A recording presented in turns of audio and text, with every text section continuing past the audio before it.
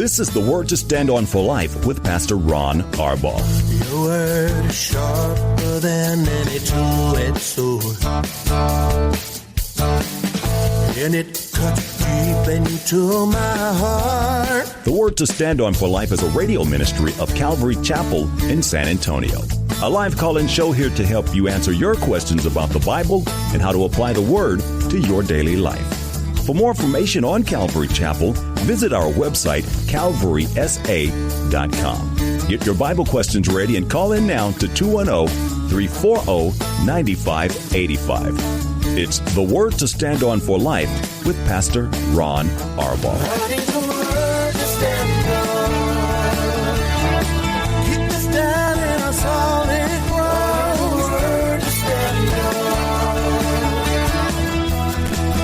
Welcome to the show. Thanks for tuning in. It's Thursday. That means this is the Day edition of The Word to Stand On for Life. I'm Pastor Ron Arbaugh from Calvary Chapel in San Antonio, Texas.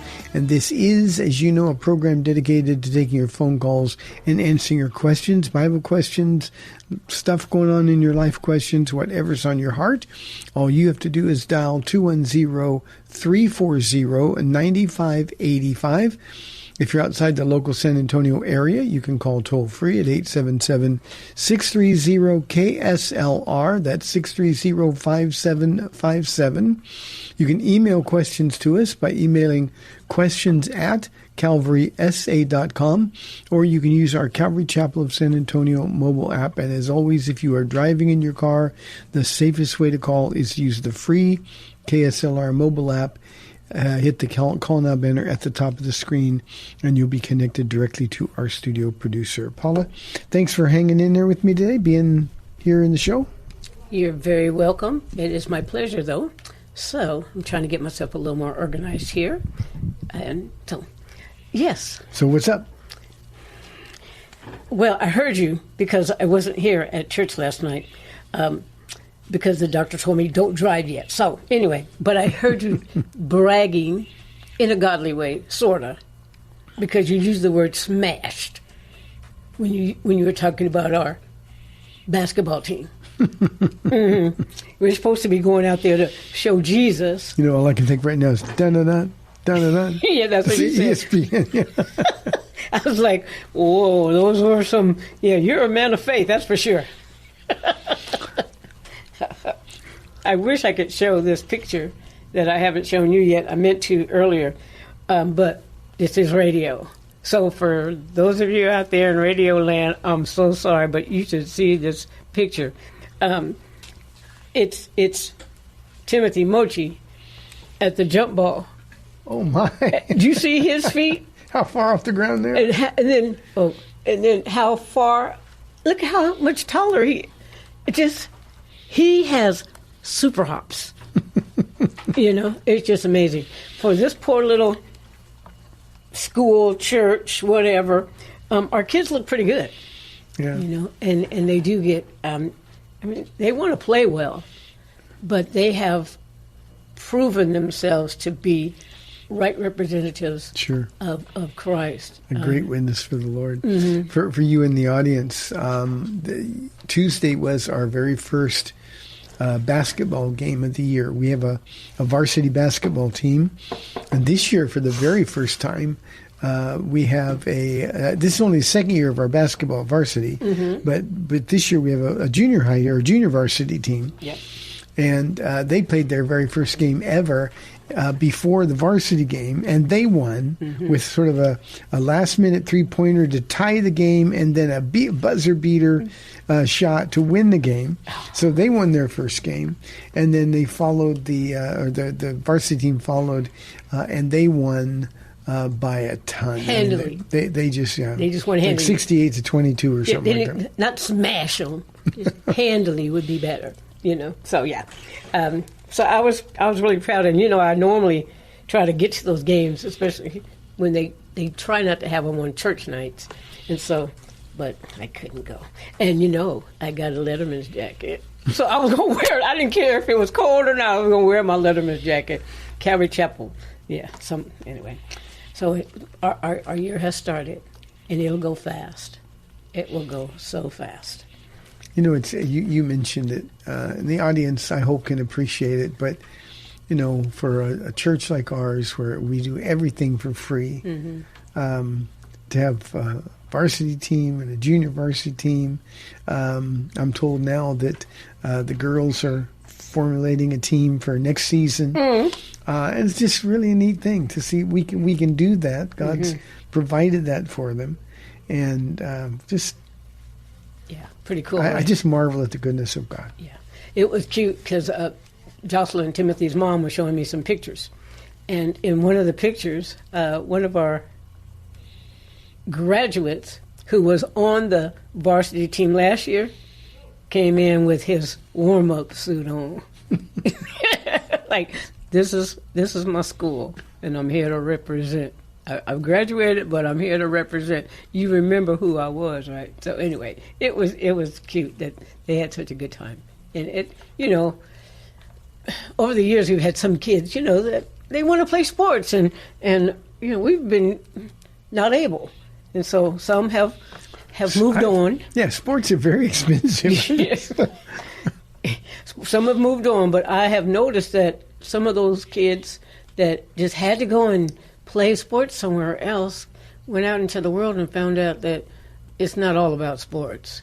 There's not much Jesus out there, and so some of those kids are back, and their families are back. It's kind of cool to see. And you know, forever our church has been hands down, heart open. You know, some people don't leave real well, and then they come back. And so it's like, welcome home. Yeah, you're providing me an introduction to next Wednesday night's study in Psalm 55. Really? Yeah. Sweet. So, speaking of Psalms, I was at home, of course, and you know what, Pastor Ron? You know I like to take notes.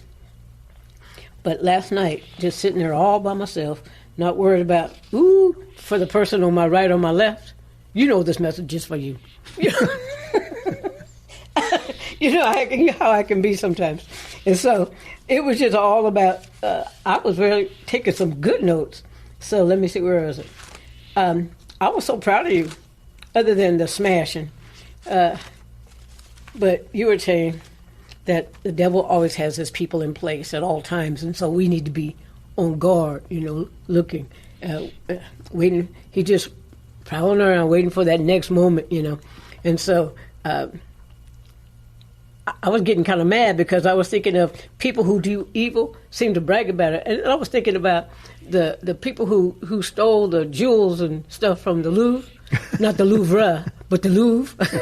Yeah, we heard a newscaster say the Louvre. And we looked at each other and said, what did she say? And then she said it again. Yeah. So she confirmed. Yeah. I've never heard that before, but it's the Louvre. It's the Louvre. Well, whatever. Well, I just heard the Louvre. So anyway, you were saying people who do evil seem to brag about it. When you get away with something that big, you know you're going to tell somebody. You might even in the night while you're sleeping, start talking in your sleep. If you're a sleepwalker, you know, don't commit a crime. Yeah, all I can say is they got caught within 5 days. So, I mean, what are you going to do with it? Okay, now we have it. Now what? Did they not think any farther than that? You can't go to a pawn shop. I checked our offering box. Nothing was there. You can't. Who's going to buy that from them? And yeah. How many people was it? Like 10? No, I think 7 total. Same thing. When you have 7 kids, you might as well have 10. But 7. You know they're going to get caught because somebody's going to, you know what we did. Don't tell anybody, but you know what we, yeah. What I tell you all the time, sin is insane. Sin is insane. So anyway, people who do evil seem to brag about it. And you were talking about Saul. He was just a bully, you know, just killing people because he could and get away with it because he was the king, you know. And people just are like that. And it's just, yikes. You know, if you think about it, for the radio audience, it's Psalm 52. I did Psalm 52, 53, and 54 last night. They're short, but they're rich. And in Psalm 52, Saul's insecurities. Now, David was never trying to rebel against Saul. He had no intention of replacing Saul as the king. Saul's insecurities led him to have 85 priests at Nob murdered. Yeah. And David felt responsible because David had gone to them and taken some bread and Goliath's sword, and Saul came and accused them of conspiring with David against Saul. And there was a man named Doeg, the Edomite, who David, as soon as he saw him, David knew that he would betray his position to Saul. Yeah. And so David bore the responsibility of all of that. But it was just because of insecurity. So much bad stuff happens because we're insecure about things. Yeah, I know. No, I should have studied before I asked this, and I don't remember chronological. So is this event that you talked about in Psalm 52, was that before the women were singing, Saul has slain his thousands and David his tens of thousands? Well, it's just after that, because just after that, okay. Saul was getting jealous when he heard those things. But David, as Psalm 52, or the events of Psalm 52 are taking place, David is in his early 20s, 20-ish. He's famous.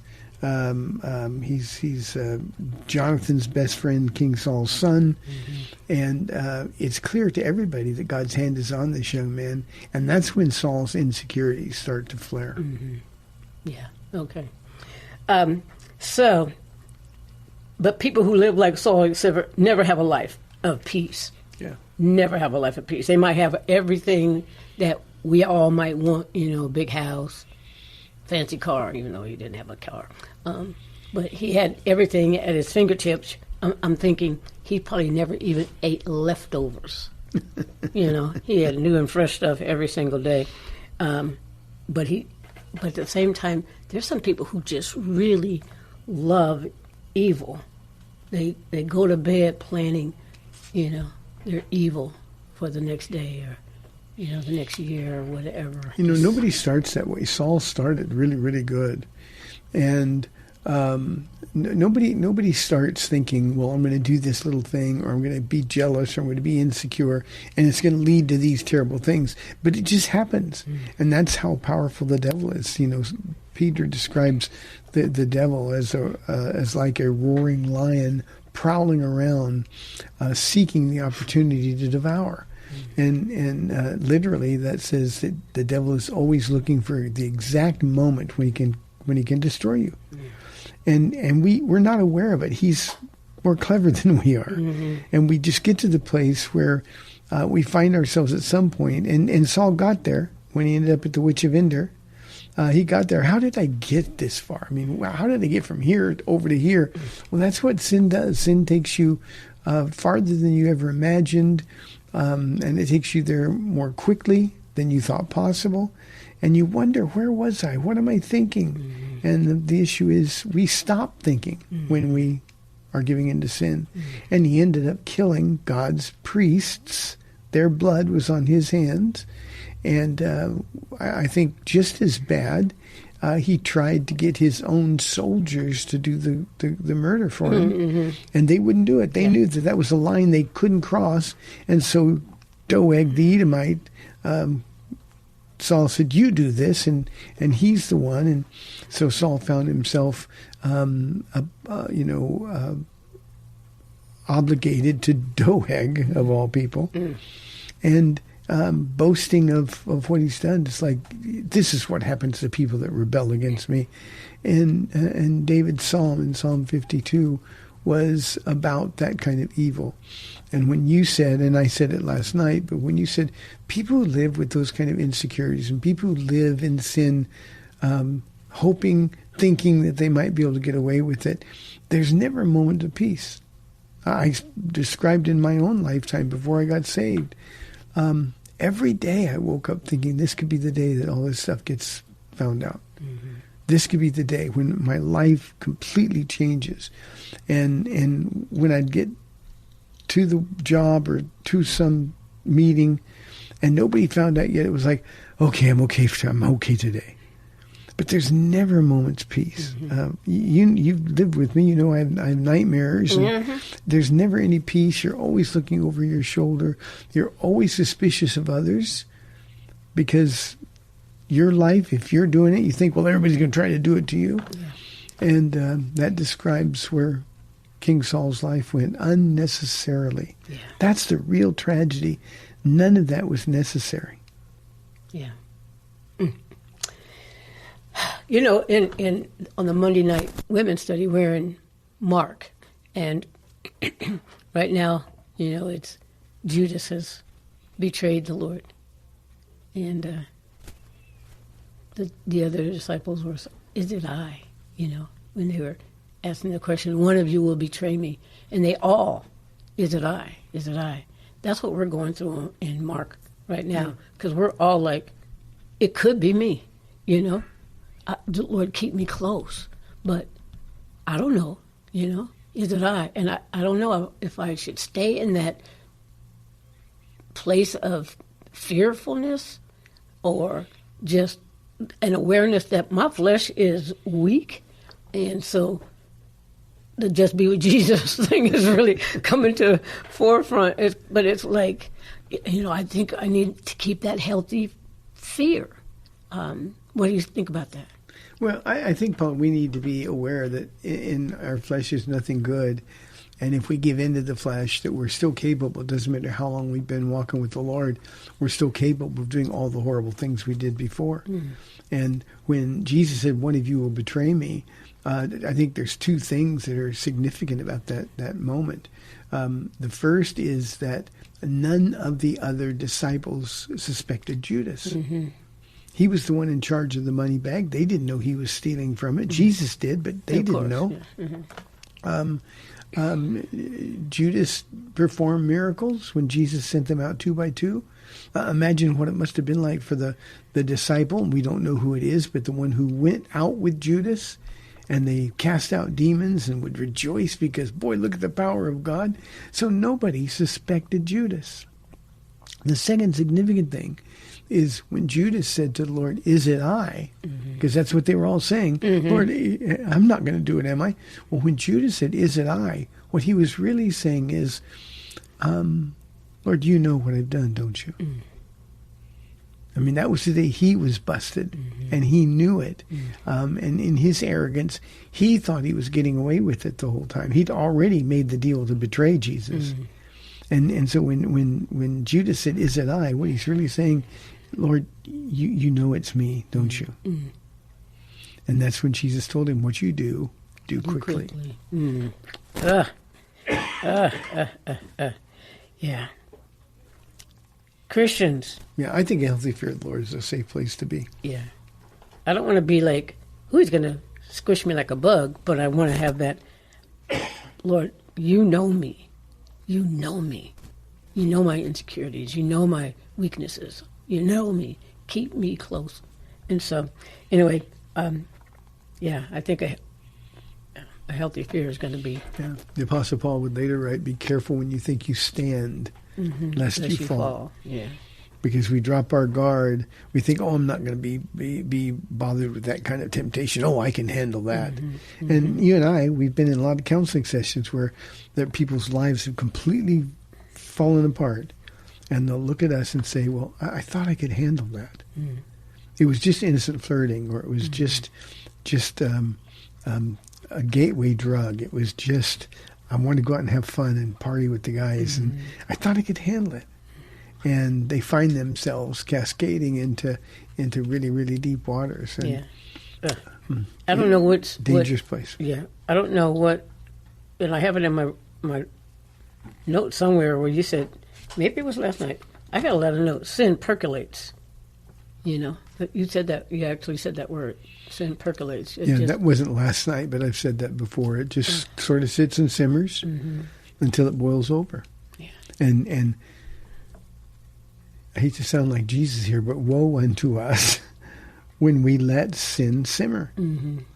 We just think it's okay. It's nobody knows, and it's not that big a deal. We think, and the enemy is always waiting for just the right moment, and there's always going to be a Doeg in our lives, or later in last night's study of the Ziphites. Yeah, from a man to a group. Yeah, well, and these are David's kinsmen, and he would have thought, surely they won't betray me, but they did. I know. It's hard to trust people, isn't it? Well, I know, but I mean, no, we have to. But, no, we don't have to trust people. That's the thing. Okay. We have to trust God. We do have to trust God. You know, we can't be busy protecting ourselves. Well, I could be. Sir, I could be. That's why he keeps telling me hands down, heart open. Yeah, but the issue, Paula, is that we don't do a very good job of protecting ourselves. No. So what we do is we think we've got this covered, and there's always some angle working somewhere else, and it catches up to us. What we have to do is, I'm going to be vulnerable, hands down, heart open, because I trust God. Yeah. He's going to care for me. He's going to protect me. And in both of those Psalms, Psalm 52 and 54, both of those Psalms, David gets to that place. Lord, I will trust in thee. Yeah. Yeah. And that's what we've got to do. And it hurts because we're betrayed. In Psalm 54, in Psalm 55, that's coming up next week, David's most trusted advisor is the one who, his words are as the words of God. I mean, that's how valuable his counsel is. Yeah. And he's the one, Ahithophel, who turns from David and turns to Absalom. And people say, well, why would he do that if he was his best friend and most trusted advisor? Well, this is a man that David gave the opportunity to hate him. Mm-hmm. And he did it because Ahithophel was Bathsheba's grandfather. And Bathsheba's life and Uriah, her husband, was murdered by David. Yeah. And while Ahithophel didn't react to that for a very long time, the moment the opportunity came to strike back at David, he did it. And that was sort of like David's world was ending. His son was rebelling, and his advisor, whose counsel he needed in times like this. It was at that moment when he knew that I'm really out here alone. And David will again predictably learn to trust in God. Yeah. Good stuff. Mm-hmm. Hey, 340-9585. We'd love your live calls, questions, or comments. That's area code 210 or toll free 877-630-KSLR. Well, I can keep going because that study was really, really, really, really good. So I'm kind of glad. You know what you said last night? And this is in Psalm 53. You said this: God never forgets man, though man forgets God. You know, not that we forget him, but, you say this all the time when maybe, we don't say a gentleman, maybe when a man goes into his man cave, and he's alone, he thinks, and he's looking at stuff he shouldn't be looking at, kind of a thing. So God never forgets the man, though man forgets God at that time. Well, God is looking down, and God's interested in the affairs of man. And the problem is that, at times we think, well, God's forgotten all about me. He never does. He's always interested. Yeah. But the reverse is true. It's man that forgets God. Yeah. We walk away from him. Yeah. I was telling the Lord, I'm glad he's made me a worship person, And I remember many years ago, before we even came to San Antonio, I said, Lord, I want to be sure that I sing the words. I want to know what they mean. I don't want to just sing to make pretty music, especially the new fun songs. I don't want to just do that. I want to really sing and worship you. And so it's been a good thing with even some of the craziness that goes on sometimes. You got to the place where David in Psalm 53, this prayer of David, save me, rescue me, deliver me, vindicate me. In spite of the difficulties, he says, I'm in your hands. Yeah, I'm glad you mentioned worship, Paula. We're inside about a minute and a half now for this half of the program. But last night, I was able to work in one of the worship songs that we're doing. One of the lyrics said, "We're standing at the edge of time, standing before the throne of grace." Before the throne of grace. I was so proud of you last night when you did that, Pastor Ron. It's just if we need to think, we're standing at the edge of time, God's looking out over the edge of time and space. He's caring for us. And we're all standing, no matter what we've done, at the throne of grace, and that grace is available each and every day. And boy, Paula, too many of us, we forget that. And way more than that, forget to be grateful for that fact. That every day grace meets us. Every single day grace meets us. Every day. Yeah. Yes, it was a great study. I'm going to listen to it again, even though I have great notes. I think I wrote down a lot. Hey, we've got 30 minutes left in the program. We'd love your calls or questions. 210-340-9585 or toll free 877-630-KSLR. We'll be back in 2 minutes.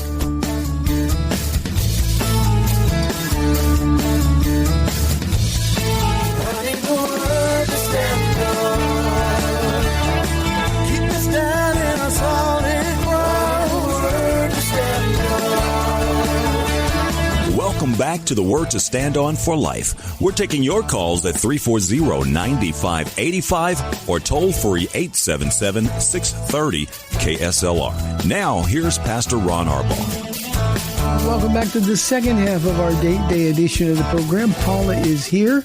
We're ready for your questions. 210-340-9585. Paula, what is next? Okay. I was kind of laughing at the question about interracial marriage in the Bible because a long time ago, before you were saved, I think I was barely saved, and I didn't know much of anything, but I saw the italic when it said mixed marriage, and I was like, oh no. I got to ditch him? I got to get rid of this guy because I'm in sin right now, And so I think I asked somebody, and praise the Lord, they were a little more rooted and grounded and intelligent in the things of God. It was like, no, sweetheart, because it wasn't one of my sisters, because she would have said, girl, but no. No, that's not what they're talking about. It's believer and unbeliever. Well, he's an unbeliever. But then they took me to 1 Corinthians and said, if the unbeliever leaves, let him do so. But as long as he's willing, I'm supposed to stay and hang in there and stuff. But, man. That's a Bible passage that is ignored. Those who want, and their heart's in the right place. I want to protect the sanctity of marriage, divorce for no reason ever. God hates divorce. But under the inspiration of the Holy Spirit, Paul said, if the unbeliever leaves, let him go. And it's sort of like you can take a deep breath and have a refreshment pause at that point. Like, have your life back. You can now serve the Lord. Mm-hmm. And it's not like a bad marriage is a death sentence. God wants us to live. Yeah. So we're to live for Him as long as the unbeliever is willing to stay. Uh-huh. But if the unbeliever says, I'm going, say, let me help you back. Let me help you back. God bless you. And you need a ride. I can get you where you need to go. That's why the whole counsel of Scripture matters so much. Yeah, but I remember the Lord saying, but don't be a temptress and be so, unruly and ugly that you can't drive him out. Yeah, you can't drive the unbeliever out. Believe me. So I needed to say that too, because, I'm not cooking for you. And if I do, it's going to taste terrible. Burn your toast every time. Even in the Old Testament. Is that why my toast is always burned? Your toast is not always burnt now. Come on, man. But how many years was my toast burned? 25. Well, seriously, it was like last week. And I was hoping you didn't notice because I had scraped that burnt part off in the sink on the garbage disposal side and ran it down real quick. And I was thinking, because now that you can't see that well, your sense of smell is better. I was thinking, did he smell that this got burned a little bit? Back in the days before I was saved, and toast and biscuits and rolls and stuff. Thanksgiving rolls. They would always get burned.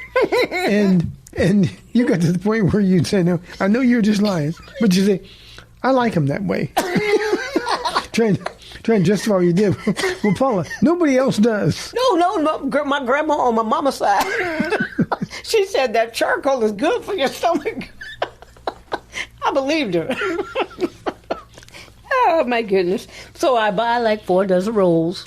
I only need 2, but because I'm a bird.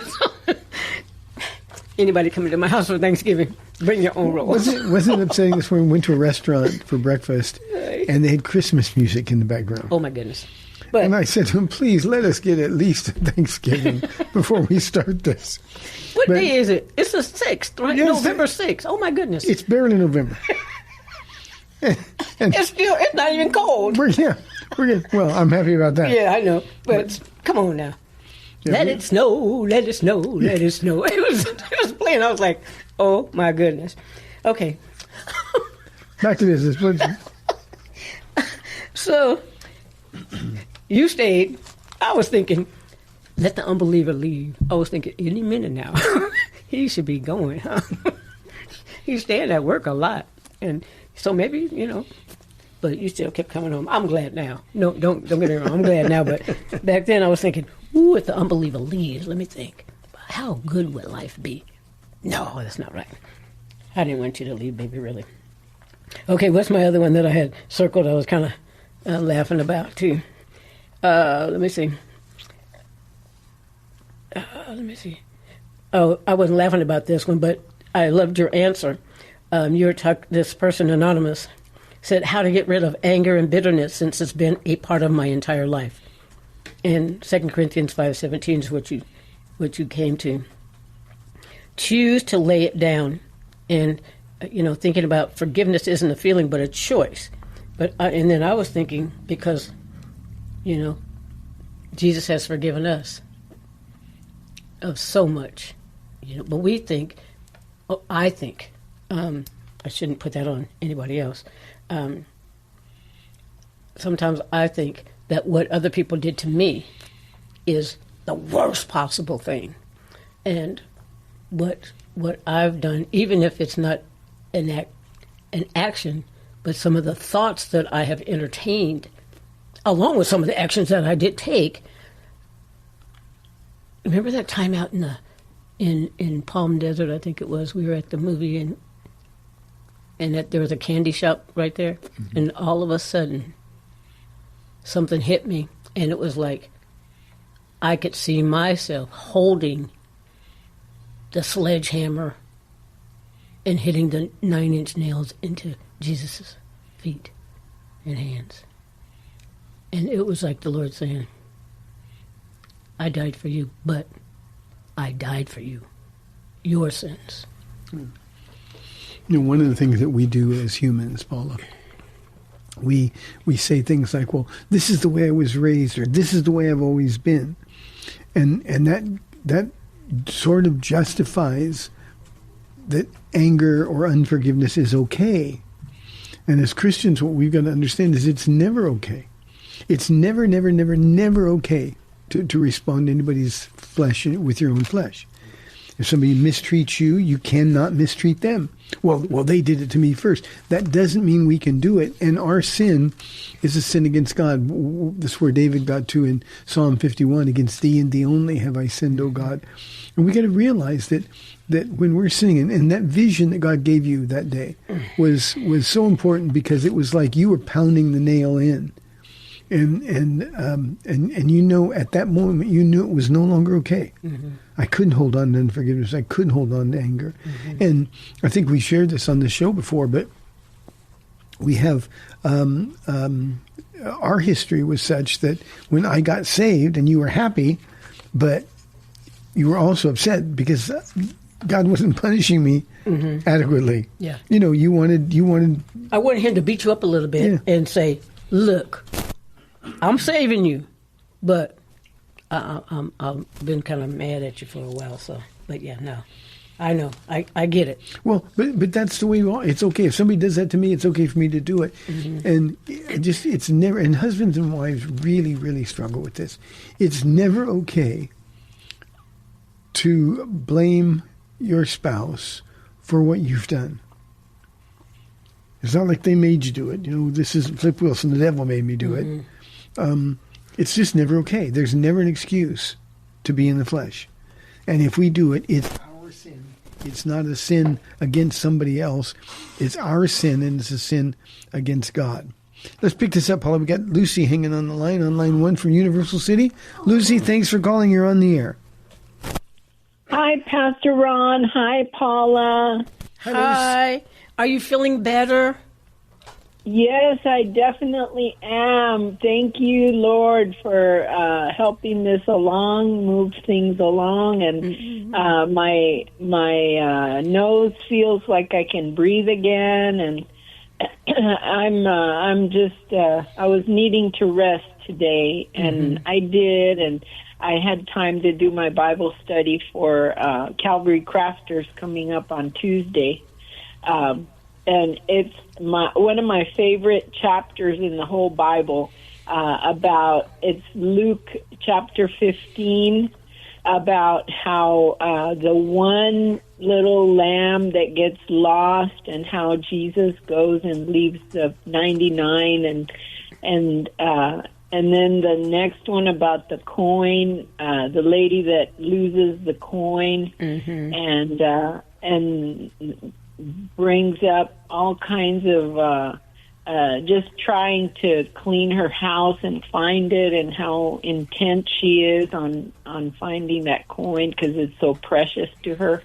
And then the other one is the other parable was about the prodigal. So we're going to have some real interesting questions on Tuesday for you, Pastor Ron. Okay. I actually, the reason why I called today is to let you know I had a really interestingly rough day that was delightful at the same time. Because, you were talking about being happy and sad at the same time. That's a hard place to be, but there's good and bad reasons for us to be feeling that way. Yesterday was the day that a hospice representative came and talked to me about my mom's next stage of existence. And she is on the decline with her dementia, Alzheimer's. She's in memory care, but she still remembers Jesus, and she still reacts so beautifully to prayer and Bible verses that we read to her in Spanish. And so she was a pastor's wife for like 57 years of my dad's ministry. And she's still a pastor's wife in her heart. Yeah. And her ministry is there whether she knows it or not. Anyway, yesterday, it was just a reckoning that no matter what time death comes, Jesus is with us from the start of our journey with him to the very end. And he's already waiting for her at the end as well, because he's everywhere at once. So that's very comforting. We do not have an expiration date on the bottom of our foot that says when we're going to go. So just because she's in hospice now, it doesn't mean that she's getting ready to leave this world. But she definitely is ready. The way that she lived her life and everything she taught me about Jesus, I am so thankful for a mom that cares and that was aware so much of what she needed to teach us, me and my brother. It was just the two of us, and then my mom and dad. But I'm very grateful, and I thank God for that, the teaching from a very young age to trust Jesus no matter what.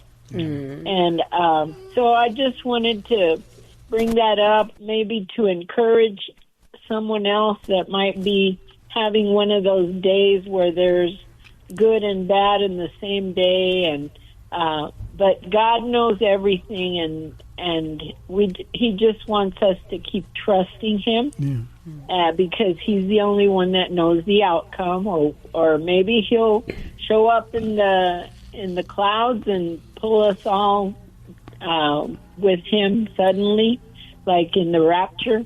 Yes. But we don't know. We don't know what's up ahead. He knows. Yeah. And we Lucy, just keep trusting Him. Yeah, I hope this will give you a little bit of perspective. The reason that Jesus can say precious in the sight of the Lord is the death of His saints, because He knows we never die. You said earlier there's no expiration date that we can see, but there's really no expiration date. Now, our bodies give out, that's for sure. But your mom will never see death. The instant before her body stops, she will step out of that body. An angel will extend a hand and take her out of that body, and her mind will be perfect, better than she ever imagined, and that's when she'll really, really live. And I think that kind of speaks to your other point. You said, one of those days where you're happy and sad at the same time. I personally don't think you can be happy and sad at the same time. But what you can do is be joyful in your sadness, because your mother isn't going to die. She is going to live, and that's the promise of the Lord. So being with Him, in His presence is the fullness of joy. It's in His presence that we get a different perspective on death. We who are left behind, our hearts break and we grieve. To be sure, we grieve. But the person that we're grieving never, not for an instant, died. They just moved out of that old body into a brand new body. And the older I get, Lucy, the more appealing that is for me. Mm-hmm. Lucy, did you hang up? Yes, I know. I hear you. I hear you. Well, my heart will be sad because she's your mom, but she's my mom too. And what I love about her is that she would remember my face and always tap me on my face and just look at me like, I love you. Yeah. And I would sing the songs. And yeah, I got lots of pictures with us and our mom. Yes, I love being your twin sister. Yeah. Thank you, Lucy. God bless you. We've got Ray on line 1. Line 2. I'm sorry, Ray. Thanks for calling. You're on the air. I don't care which line I'm on, 1, 2, or... As long as it answers, huh? Hello, both of you. Hi, Ray. Along with this, remember when he said that he's run his race, he's finished it well. I don't have it right there, but you know who I'm talking about, sure, right? The Apostle Paul. Yeah. But along with that, I don't know, Pastor Ron, if you remember what happened June 4th, 2023 at Belmont, the horse race, of course. Mm-hmm. And I'll just go ahead and put it in there. This guy had always wanted to be a jockey, but he was too big. His name was Frank Hayes, I think. And he was trying like all get out, but he just was too heavy. And the owner said, well, if you lose this much, and it was, I don't know, over 10 pounds, but that's not to the point. But he said, I'll let you do it. And so the guy, Frank, he just did everything within his power to lose the weight. He lost more than enough, way more than enough to ride. So he rode, excuse me, and the horse that he was on, named Sweet Kiss, and it won the race. And when they went to the winner's circle thing, oh, Frank, he instead of grabbing the wreath or whatever they do, all of that, he fell off and face down in the dirt, the paddock thing. He was dead. Yeah. And I was just thinking that not that horse finished that race. Too bad you say that animals won't be in heaven, but I think that's as close as you could come to that kind of a thing. I know you feel that way about your dog, but yeah. I've had numerous ones, but I thought that was quite something that horse finished that race, and he hung on there till he got to the winner's thing, and then that was it. He had been dead. The horse won the race by itself. What do you think of that? Great story. Ray, what's interesting now, I used to own racehorses in my pre-Christ life and knew a lot of jockeys. And I've known jockeys who almost starved themselves to death so they could do that. And we see bodybuilders, and they'll get to the point where there's no water at all left, and bodybuilders have died right after the show. So it's kind of things like that. Thank you for the story, Ray. Appreciate it very, very much. Mm-hmm. You got to want something so bad that you're willing to risk your life for it, huh?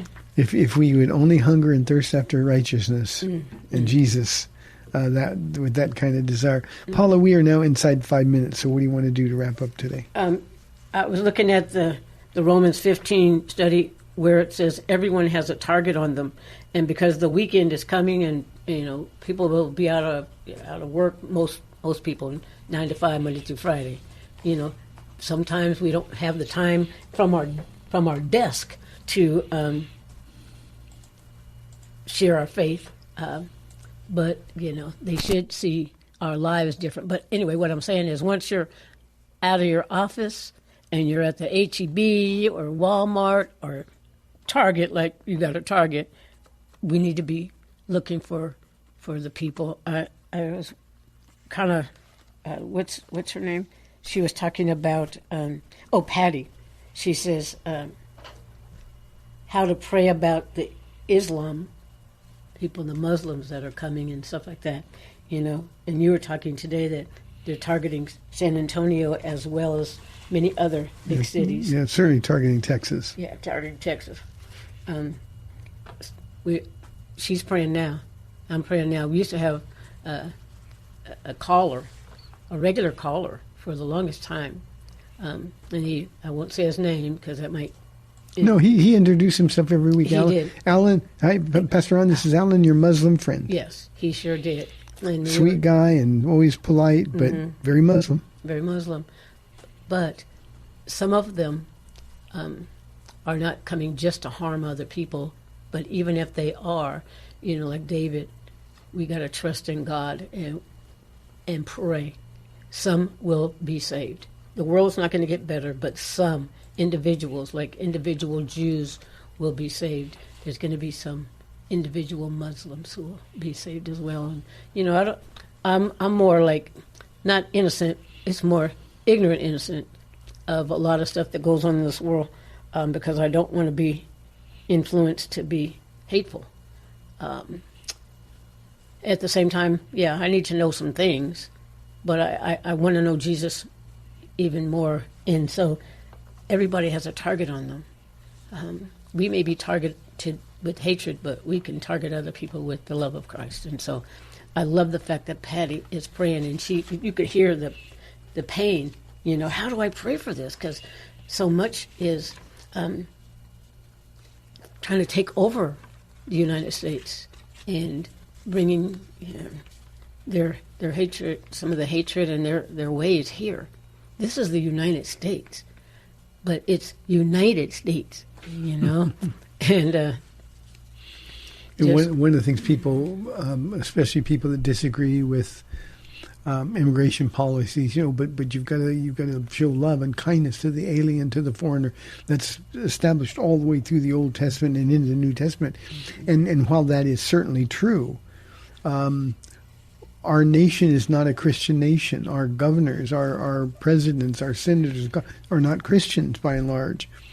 And So our job as Christians is to love people that God brings in front of us. Yeah. But nationally, the aliens are supposed to assimilate into the country that they come into. Yeah. We're not supposed to let them stay the way they are. Yeah. We're to give them the opportunity to enjoy the freedom that we've been enjoying, or that we've enjoyed in this country. And I think one of the things that we got to understand is that as Christians, this is an opportunity. God is opening a door, bringing the mission field to us. And we've got to be able in these last days to declare the gospel of Jesus Christ and do so holding firmly. Mm-hmm. Don't be afraid of being called an Islamophobe because you tell somebody, no, you need Jesus. Yeah. Jesus is the way. Yeah. And that's just something that we kind of shrink back and don't want to offend anybody. And Jesus said the cross is an offense, and eternity is a long time, so we need to tell people. Yeah. It's going to be lifestyles and nationalities that we'll be facing. Thank you for tuning in. You've been listening to the Day edition of The Word to Stand On for Life. I am Pastor Ron Arbaugh from Calvary Chapel in San Antonio, Texas, and I'll be back tomorrow, Lord willing, at 4 o'clock on AM 630 The Word. We'll see you then. Bye-bye.